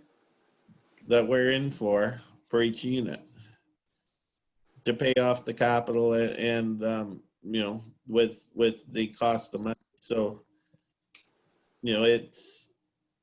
this is the same struggle we're having in the town of Blue Mountains, even with attainable. So it will be a considerable cost. It's something that we need to address though. And, but that's why I think early on, we've got to come up with that and say, okay, what are we going to achieve and how much will it cost? But are we not looking at, I see you, Councillor O'Leary, I'll come to you next. Are we not looking at saying, here's the money that we could potentially set aside and how could we leverage those dollars so that there are other partners? Maybe there are private partners, people who are just interested in seeing affordable housing get developed. Maybe the other levels of government, including the lower tiers, are willing to come in as well. Actually, under this model here, we did have the what if, no, sorry. The 400,000 was just the what if the land were donated. So Yeah, I'm yeah. looking at the Adawa. Councillor O'Leary. Thank you, Mr. Chair. Couple things. I think the most important people in this meeting right now is staff. Anne Marie is in this waist deep every day. Randy is up to date on everything. Kevin has the numbers. Kim is overseeing it. Why can't staff just put together and say, this is what we really need, council? And in a perfect world, this is what we have to have. And this is what it's going to cost. And pardon the language, but we need to shit or get off the pot and do something about affordable housing. Like, it just has to be done. So if you scare everybody to death, then we can start to scale it back maybe. But the only thing I'm worried about here in terms of numbers is I'm worried about that number of $237 a square foot. To me, I think that's low. I think it's closer to 300 from what I've seen, but I hope that that number is accurate. Councillor Burley, what are your thoughts on that number? Oh, I just lost you. Here you are. Here, I agree 100% with Larry, Brian. It's way too low. I think you're going to see it hitting over the 300, 305s where I think it's going to hit. If I may, I'm sorry, I don't know if you can see my hand up here, but that is the actual number that it did come in at for Ottawa Heights. So that is the number from the developer for this build. And yes, the way things are going, it could rise, but that is the actual number that the developer gave them. Okay, so Kim, how do you respond to Councillor O'Leary saying, look, you know, the expertise is really with the staff, and could you guys come back with some sort of a, you know, you're the experts, could you come back to us with some sort of recommendation? I think if this committee, if you have a sense of what the need is, or what the most critical need is, and you know, whether it's just Owen Sound and Hanover, or whether or not we want to go and look at several communities. But I think we need to set a goal based on the need. And if what we hear is that this is that population that is critical, then we can use that to try and build a plan to deal with those folks both in the short term and potentially in the longer term as well. But, you know, where it's so significant how much need there is for housing, that I think we're going to have to make some trade-offs. There won't be one solution that works well in each community. I think some places maybe have some assets that could be repurposed. And that's another model that we haven't talked too much about here. We're talking about brand new builds rather than any kind of retrofitting. But maybe that's another place to look at things. But if you can tell us what you want to see, if you wanted to see, you know, 50 units a year around the county, or 100, or whatever the number is, sorry, Anne Marie, I didn't mean to give you a heart attack there, then we can work towards that goal, or give you a model that talks about, okay, if that's the goal that you have, these are the ways that we can make this into a reality, and this is likely the kind of investment that it's going to take. So Kim, I'm going to count on the other councillors to nod their heads if they agree. I think what we're hearing in terms of consensus is that we want to focus on affordable housing. Secondly, I'm hearing that we're getting some very good data, and we might want to let that data dictate the priorities. And thirdly, we then have to look at what can we do, what's realistic, and let the data dictate where we're going to move first. And staff could probably take their lead from the data and say, well, based on the data that we presented to you, this is what we're seeing. And if we agree that the data is accurate, this is what we're recommending. And that could be a start. We're not going to solve, the entire affordable housing problem in one shot, but at least we're doing two things, in my view. One is we're understanding the issue much better because the data is speaking to us. And number two, we're at least moving in the right direction. So we're creating a trajectory with a start and a recommendation coming from this group about what that start ought to be with a budget attached to it. Warden McQueen, I see your hand first, and then Councillor O'Leary, I see yours. So, the past, was being on county council for a number of years.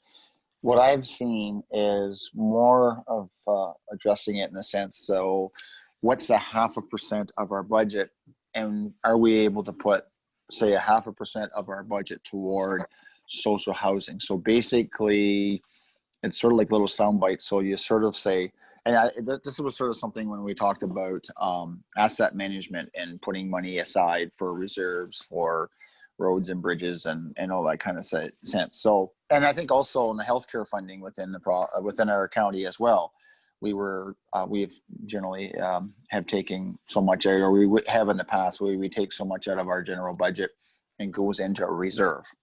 So basically, it's not like it's sort of a commitment, which could come back to our strat plan meeting in October. So basically, I don't know what 1/4 or 0.5% of our general budget of 55 million, what that equals from when we go to our tax base. But say we were generating X number of dollars from whatever that is. So it's sort of a commitment to, to social housing, so that you sort of get past that. So you're not coming back all the time and, okay, we need so much for this project. So it goes into a bit of a reserve. And then from that reserve, then you develop the model that, and I think Anne-Marie's talked about, you want to go to each municipality and you come up with a formula. And part of that formula is well, and that whole plan would still come back to county council for approval, but then you start to develop that plan. So, okay, we have a development in municipality X, and municipality X is providing or can provide the land. And then also we can get funding from the province, and we can also get, here's some private funding, and each project sort of comes back with its own project, right? And then it has all the different intricacies of how it moves forward, and it sort of has the how it's going to move forward, and this is all the intricacies that make it happen.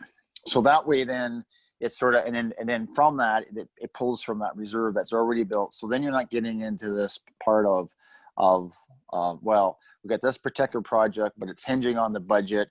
But if they happen to be a year, well, no, we can't support it because we've got to cut this because of this and because of that. But if you have this reserve, then it's sort of that separate pot that then it still has to get approval by council. But then it starts to build that affordable housing pot. And then when you come back with your plan to county council, well, municipality X is doing this, right? It builds it on each project itself, and then you sort of start to get those. You start to put things together. Like, again, coming back to that Odawa, I keep trying to say it right, but I mean that's a model that seems to be working. And 237, if that's the final build on that, that's fantastic in this day and age. So, but you know what I'm saying, Mr. Ward or Mr. Deputy Warden, you sort of make that commitment first, and then you come back. But still, the project still got to come back, and it goes into that reserve. But I just, in the past, that seems to be how we have able to do things in the county. And I think about healthcare, and I think about asset management, and all different things like that. You just sort of do that little soundbite as a commitment. Just a thought. Thank you, Mr. Warden. Councillor O'Leary. Thank you. I think I just get the sense that we're all struggling to find a starting point here. I think the message is pretty clear that we all want to do something, and it needs to be significant. But I think in terms of any recommendation that comes back, Kevin has to give us a way to pay for it. That has to be part of the recommendation. Or he's going to come back and say, you know what, this is what you need to do, and you can't afford to do it. So, you know, you're going to have to, that's what it's going to come down to. But I think we all need to look ourselves in the mirror as counselors and say, you know what, we've got to have the courage to do whatever needs to be done here. And I think, you know, I'm sensing that commitment is there. We need staff to come back with that recommendation. It's going to hit us right smack in the forehead with what really needs to happen. And we'll take it from there. But part of that recommendation has to be Kevin showing us what we have to do in terms of paying for it. So I agree with you, Councillor O'Leary. I think we've been hearing for a number of years now that affordable housing and transportation, you know, are priorities. And if they really are priorities, we have to put our money where our mouth is at some point. And but what has council done? I mean, that's my point. This has been talked about for so many years. You know, Mr. Warden's talking about, you know, the past few years on council. But what did you accomplish? Like, nothing has been done. We all talk about it, but we haven't stepped up to the plate. I think it's time to do that. thank you.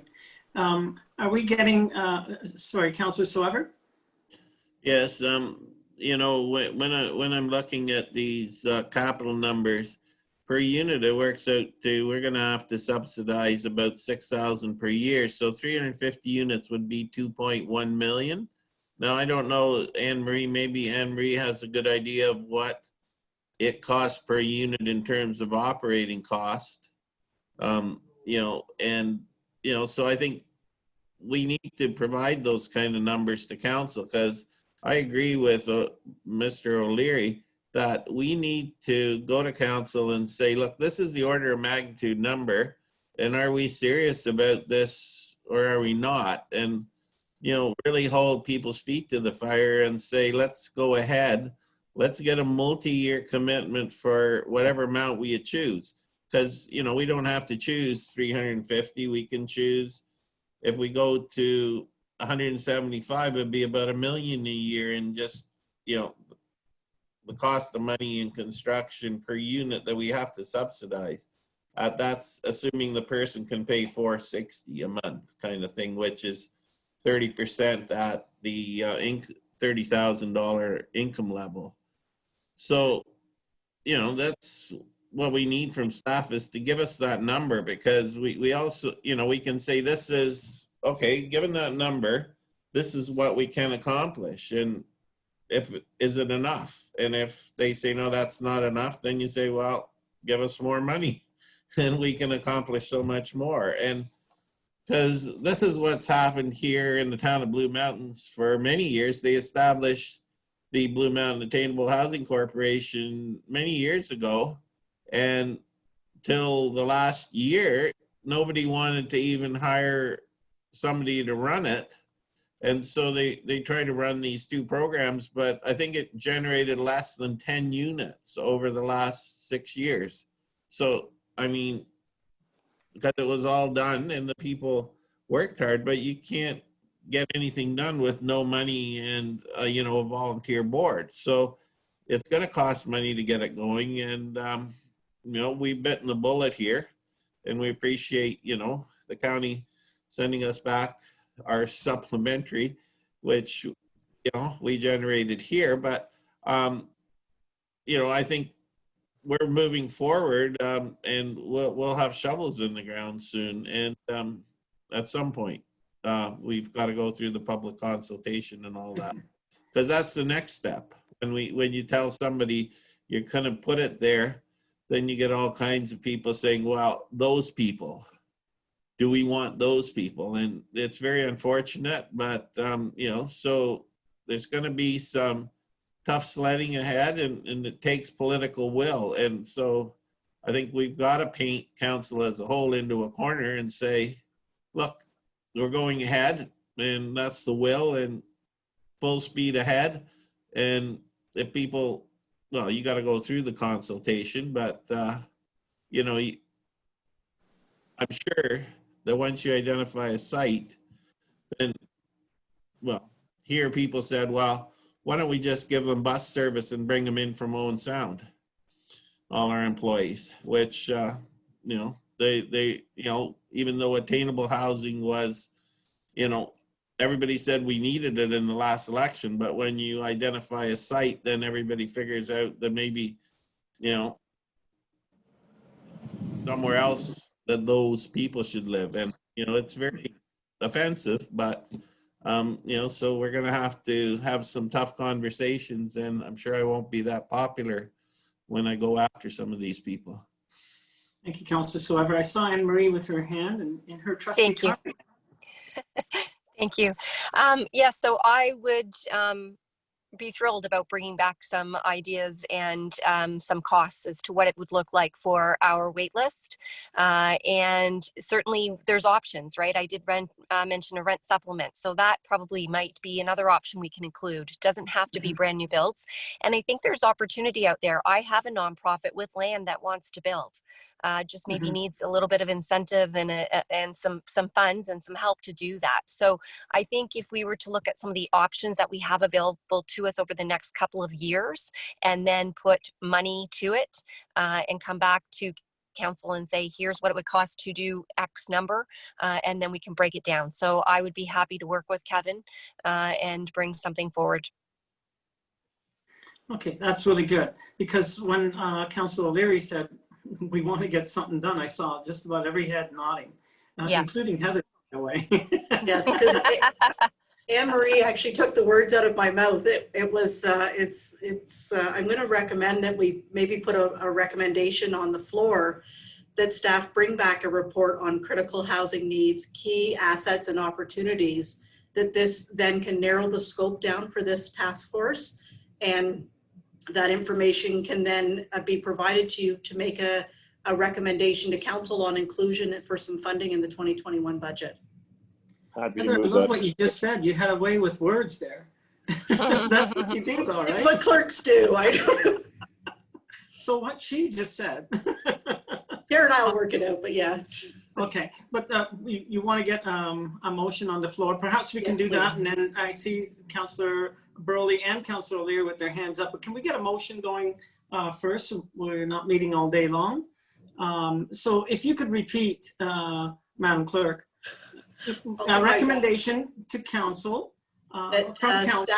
that staff bring a report back on the critical housing needs, key assets and opportunities for the Affordable Housing Task Force to consider for the 2021 budget. And we might wordsmith that a bit more. We might, absolutely. Okay, and so Councillor O'Leary, are you moving that? Happy to move that. Okay, do I have a seconder? Councillor Burley. Okay, discussion. Do I just call the vote, or is there discussion? Then I'm going to call the vote. All those, anybody opposed, actually put your hand up. No one is opposed, so I'm going to say that was unanimously approved.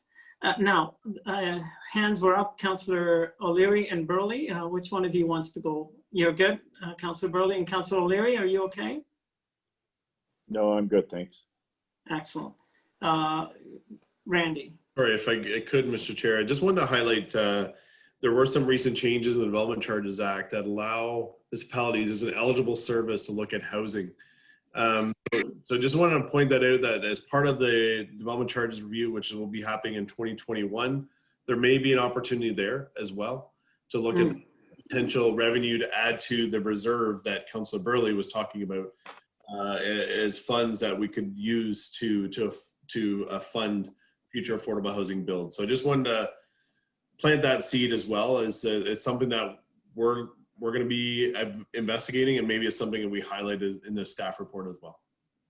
Very good. Thank you, Randy. I don't see any other hands, so maybe that's a good sign for us to move along. Are we on number 8? There's going to be, we had some discussion about this already. Is that you, Kim? Or Randy? Well, it's me, and I think we've covered this off. It went through several discussions earlier in terms of we're meeting local planners to sort out some of this this further information. So yeah, I think we're covered. Number 9, is that you again, Randy? Sorry, Scott's going to take this. Ah, Scott, how are you? Good. Thanks, Chair Hicks and members of the committee. So I won't spend too long on this because we actually have a report coming to Committee of Whole on Thursday on this. But this is a good news story, if you will. County Planning and Economic Development staff have partnered with students from the University of Toronto to look at the housing opportunities that exist within our downtowns. So we're looking at a few different things here. One is we're looking at the current policy options and current policies available on our main streets in our downtowns, where we are trying to maintain a healthy mix of obviously commercial and recreational opportunities, as well as, you know, the traditional apartments above the shops, if you will. And then we also want to look at what are some of the barriers that are out there right now. So what are the costs, what are the incentives available, and what's in some cases restricting redevelopment of some of these vacant spaces in our downtowns. So we've partnered with these students, and they're going to look at one downtown in each of our 9 member municipalities to really dig down and see what's out there in terms of the planning policies, in terms of the zoning and the official plan, but like I said, in terms of those other barriers and incentives as well. So we've just met with the students for the first time last week. There's 5 students from Toronto that are eager to get going on this. We've sent an email out this morning to local municipal staff to start to get their ideas on who are some of the key contacts that the students should be in touch with, both from a municipal staff perspective, but also from the perspective of some of those building owners in your downtowns and the landlords in your downtowns, to really get that on the ground perspective of what the opportunity is. And it could be that those opportunities lead to the need for policy changes at the county or municipal level, or it could be that those opportunities also help inform some of the other discussions that we're talking about today. And certainly there might be a mixture of attainable and affordable housing opportunities. Granted, this task force is more geared towards the affordable situation, but we just wanted to make the committee aware of this, and certainly can answer any questions now, and we'll be having the discussion again at Committee of the Whole on Thursday. Very good. Thank you, Scott. Are there any questions of Scott? Seeing none, we move forward. Number 10. Is that you, Anne Marie? That is me. I just wanted to bring an update to the task force on the Ottawa Heights and where they're at. And just bringing forward that phase 3, they have been able to squeeze another unit. It was originally going to be 59 apartments, and now it is 60. They have site plan approval from the City of Owen Sound, and a building permit has been issued. They did go out for tender, and it is Allen Hastings Limited that was awarded the contract. They're hoping to get starting on the site this fall before some of the snow flies. And then I just gave an idea of what it is going to look like. It's going to be 32 1-bedroom units and 18 2-bedrooms. Of the 60 units, 9 are accessible, but all of the units are going to be built with the aging in place guidelines. So they will have grab bars and raised electrical outlets, and the doorways themselves will be wide enough for a wheelchair or a scooter. And they are building in-house a scooter and bicycle storage area. So I've also mentioned the rents, $635, that includes utilities. For a 1-bedroom, and a 2-bedroom would be $740, and then the attainable market would be $820 for 1-bedroom and around $1,200 for the 2-bedroom. So I just wanted to bring a little update as to where they're at in the build. That's excellent. Councillor Burley. Anne Marie, have you by any chance figure out the square footage per unit on this build? Yeah. Yes, so the square footage per unit is 620 for a 1-bedroom, and which is normal. That's what our units are. And I believe it is 850 for the 2-bedroom. I might be off on that one. Any other questions? Thank you very much, Anne Marie. That's very exciting. It is good news.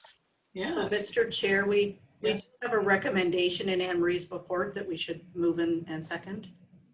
Okay, and that is that the update report be received for information. Could I get a mover, please? Moved by Warden McQueen, seconded by Councillor Burley. Any discussion? Seeing none, I'll call the question. Is there anyone opposed? I see none, so that is carried. Thank you. All right, we're on to item 11, correspondence from the town of Collingwood, out of the cold. And Mr. Chair, I'll start this off, and I think Anne Marie maybe also has some additional information. This is to do with correspondence that we received, excuse me, from Brian Saunderson, the mayor of the town of Collingwood, in August, and there just hasn't been a committee meeting to bring this to until now. What Mayor Saunderson had written to ask us about was whether or not the County of Grey would be willing to provide some support to them. They were looking at, in partnership with the 211 service, in looking at a feasibility study around enhancements to the Out of the Cold shelter program that currently operates in Collingwood. Right now, that shelter is essentially volunteer operated. They're seeing a significant amount of demand and concerned about the future of it, unless they can really get their head around what the model is and where they need, what this service actually needs to be run appropriately in the future. So they put together a plan to undertake this feasibility study at a cost of $18,750. Collingwood Council agreed to pay for 50% of it, and they were looking to Simcoe Grey and Town of the Blue Mountains to provide the other 50%. Now, I understand, Mayor Soever, that the Town of the Blue Mountains has provided some support to this, but the County of Simcoe has not. Is that your understanding? Oh, you're on mute. You're still on mute, Councillor Soever. Yeah. There you go. Yes, I understand well, I know we did. We gave them a small amount. It was, I forget what it is, but I can let you know. And I'm not sure what's happened with the County of Simcoe. No. We did give them something. Okay. Anne Marie, did you have any more information than that? I know that Simcoe County, you weren't approached about this initially, so the kind of the feasibility study piece was developed without their input at the beginning, but that may have changed. Do you have any more information, Anne Marie? All that I have is that they were unaware, I think, of the study that was happening. To the best of my knowledge, I don't think they are supporting it. And they do have services that are for all of the county at the upper level too. So I think they're maybe feeling maybe a bit different towards this. I don't have any other information other than I don't think that they're supporting it. Great. And do you have a strong, any kind of sense actually of the utilization of the Out of the Cold shelter by people who would maybe be going there from Grey County at all? As far as I'm aware, there are no statistics that I'm aware of for that as to where people, whether they're from Grey County, Simcoe, Collingwood. I haven't heard any. I haven't received any. I did ask for a little bit more information, so I can certainly report back at that time if I get it. Okay. So I think the question before us was whether or not you wanted to give this any additional consideration, whether you wanted to provide any support to this effort. Certainly 211 has always been a wonderful partner to the county. And so I think that was part of our consideration here. I can circulate the feasibility study, or perhaps we could bring this forward to council with a bit of a summary on what was in the feasibility study, if that would be helpful in making a decision in the future. I suppose, Kim, what you're looking for is perhaps this group would be making a recommendation to council that we support this feasibility study in some. Or if you wish it to proceed forward to council, the question, we can certainly do a short report and put the question on the table there. Yes, I think at the very least it can proceed to council I guess it's whether it's proceeding with the recommendation from this group or not, that it be Right. supported. Warden McQueen. Thank you, Mr. Chair. I guess it all goes to the benefit of Grey County and as a whole. Looking at the title, is it basically for Collingwood, Wasaga Beach, and Clearview? Is that? I'm looking at the other feasible study. There was another report there that was added. So out of what is the exact ask? They said 50% came from Collingwood. I'm not sure where Blue Mountains and what they asked for Simcoe County, but what is the ask to Grey County? And if Grey County is then adding to it, does that change the scope to include all of Grey County? I guess that's the question. What is the scope of that? Warden McQueen, what I see on the last page is that the total cost is $18,750, of which Collingwood is going to contribute half, so $9,000 and change. And I think they're looking for these other places, Clearview and Wasaga Beach and Simcoe and Grey County, to be responsible for the other $9,000. So I guess the discussion is, are we inclined to want to support this and to make a recommendation that council considers some sort of level of support, or not? I saw a hand, but I can't remember whose it was. Councillor O'Leary. I'm just not sure, Mr. Chair, how, maybe I'm looking at this the wrong way, but I don't see why Blue Mountain would give money towards this just because they're a neighbor, and then Grey County as well. Like, Blue Mountain is Grey County. So that just confuses things as far as I'm concerned. Like, if we're going to give as a county, then it's too bad Blue Mountain says put money in as well. Councillor Soever? Yes, I can confirm now that the Blue Mountains did pass a resolution on August 10th to fund this to the tune of $31.25. And the reason that we decided to contribute to that is the homelessness issue, particularly in and around the village, and people who might, that whole Craigleith area, they would use, emergency housing. The closest would be in Collingwood. And if they are working, even part-time at the village and they need emergency housing or something, they would, be looking toward a place somewhere here. So rather than us having our own shelter for a very small number of people, it just makes sense for us to, work with our neighbors and contribute a little bit. So here's a thought. Even if the recommendation from this group was that we put in 1,000 or 1,500, I think it's, the money isn't going to break the bank, but it's the symbol of it is that we're all in this together. Certainly there would be people from Grey County going to Collingwood if they're homeless, and vice versa.